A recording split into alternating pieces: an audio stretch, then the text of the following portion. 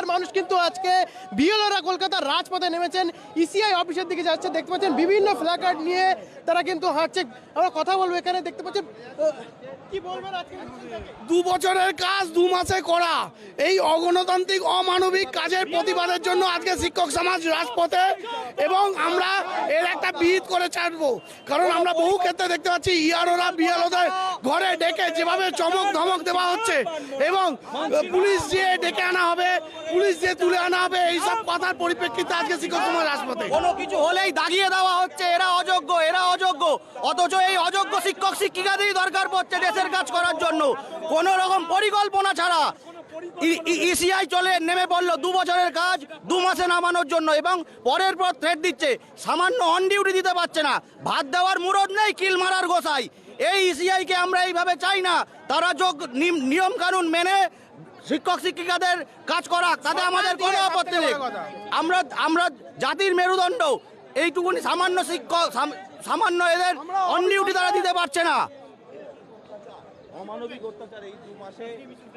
আজকের মিছিলে দেখুন, আমাদের তো মূল প্রতিবাদ হচ্ছে আমরা যারা বিএলও হয়ে এতটা দীর্ঘ সময়ের কাজকে একটা সংক্ষিপ্ত সময়ের মধ্যে করার জন্য আমাদের উপর যে চাপ সৃষ্টি করা হচ্ছে, এবং অনেক দিদিমণি আছে যাদের কোলে 2 বছরের বাচ্চা, 1 বছরের বাচ্চা, তারা সকালবেলা আপনার প্রাইমারি স্কুল মেনটেন করছে, তারপর একটা বুথে 800 থেকে 1000 নর্মালি তাদের ভোট আছে, সেই তাদের বাড়িতে গিয়ে ফর্ম দেওয়া, ফর্ম ফিল আপ করানো, কারণ এমন করে ফর্মটাকে করা হয়েছে সেটাও প্রবলেম। সেটাও তারা প্রত্যেকে সাধারণ মানুষ সেই ফর্মটা ফিল আপ করতে পারছে না, ইন্ডিভিজুয়ালি আমাদেরকেই গিয়ে তাদের ফর্মটা ফিল আপ করাতে হচ্ছে।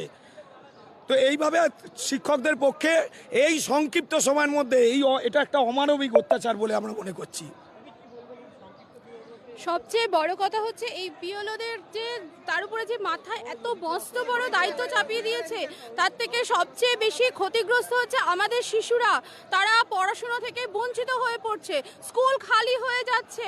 একটা স্কুলে যদি ধরা যায় 10টা টিচার, সেখান থেকে 5 জন কি 7 জনকে তুলে নেওয়া হচ্ছে। আমরা পাচ্ছি না আর বাকি বাচ্চাদের নিয়ে ক্লাস করতে। বিএলওদের উপরে অমানসিক অত্যাচার, তাদের খাওয়া নেই, ঘুম নেই। তারা মনে করলেও এই বাচ্চাদের কাছে তারা আসতে পারছে না, তাদের পড়াশোনাটুকুনি এই বাচ্চাদের দিতে পারছে না। সামনে পরীক্ষা, আমাদের খেলাটাও বন্ধ হয়ে গেছে। আমরা অসহায় অবস্থা ফিল করছি স্কুলে। না না, ইসিআর এর চাপটাই আসল কথা, রাজনৈতিক দলের অতটা চাপ নেই। আমাদের হচ্ছে ইসিআরটা যেটা হচ্ছে সেটা বিজেপি পিছন থেকে মদত দিয়ে এইগুলো করছে, এটাই হচ্ছে ব্যাপার। ওটা অনেক কিছু বলেন, যখন উনি আমাদের সঙ্গে ছিলেন তখন উনি কি করতে পেরেছেন? কিছুই তো করতে পারেননি। এখন উনি এরকম বলে কি হবে?